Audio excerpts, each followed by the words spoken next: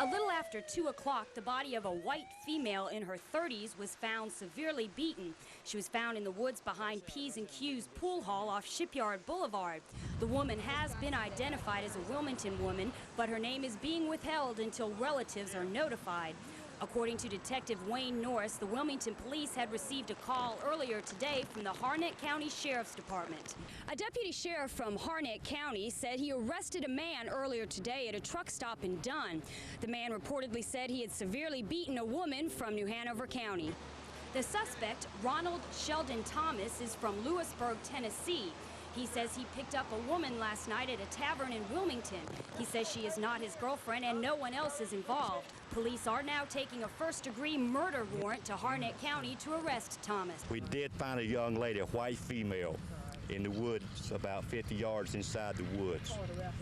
She was nude, no clothes at all. She had been severely beaten about the body. Friends of a Wilmington woman missing since last night were at the scene and wanted to identify the body. There were drag marks and blood leading into the wooded area, but police do not know if the woman died before or after she was taken into the woods. A New Hanover County medical examiner says the body will be taken to Jacksonville for an autopsy tomorrow. Police found the white female in the wooded area behind P&Q's pool hall off Shipyard Boulevard. The woman has been identified as Talana Kreeger of Wilmington. Witnesses say she was at Parkview Bar on Carolina Beach Road last evening. Friends of the victim said that Ronald Thomas came into this bar last night, drank a few beers, asked for some directions, and then offered to give the victim a ride 2 blocks down the street. None of her friends heard from her again. Earlier today, Wilmington police received a call from the Harnett County Sheriff's Department. A deputy had arrested Ronald Sheldon Thomas of Lewisburg, Tennessee. He was at a truck station in Dunn. The suspect said he had severely beaten a woman in Wilmington and gave the location of where he left her. Police found drag marks and blood that led to the body. They don't know whether she died before or after she was taken into the woods. An autopsy will be performed later in Jacksonville. Police are taking a first-degree murder warrant to Harnett County to arrest Thomas. He will be held in the New Hanover County Jail. Linda Yoakum, WECT News Center. This has been labeled by some as one of the most gruesome murders ever in the Wilmington area. Reporter Carl McCoy has been following the trial, and he's standing by now at the New Hanover County Judicial Building. Carl, has a verdict been reached yet? Francis, the jury is still out as we speak. The jury began deliberating in this murder case around 3:30 this evening.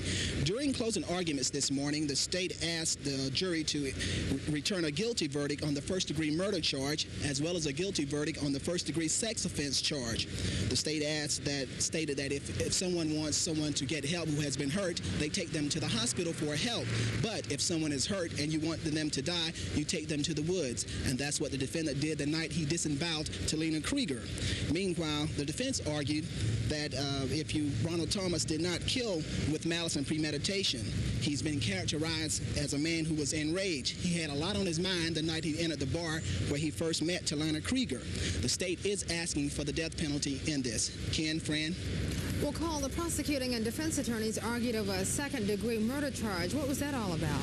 Well, Francis, the defense asked the judge to allow the jury to consider a second-degree murder charge based on the theory that Talana Kreeger consented. The state argued that she did not consent to this. In fact, when she was first touched by the defendant, she slapped him in the mouth, knocking out 2 of his teeth. The judge then ruled that the jury can return a not guilty verdict, a verdict of guilty on the first-degree murder based on malice, premeditation, and deliberation, guilty on first-degree murder based on the felony murder rule, and guilty on first or second-degree sex offense case. Now, if the jury reaches a guilty verdict in this case, that same jury will decide if the defendant will spend the rest of his life in jail or be sentenced to die. Fran, Ken?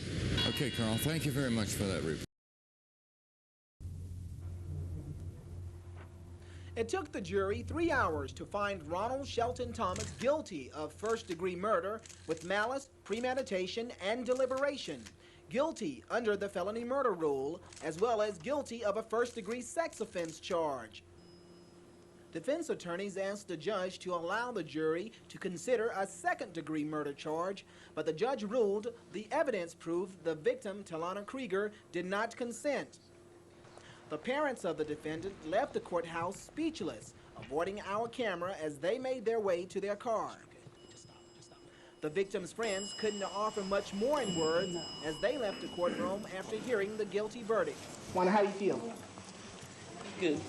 How about you? How do you feel about it? Good. How do y'all feel about it? Great. Now that the jury has reached a verdict in this case, its job is only half done.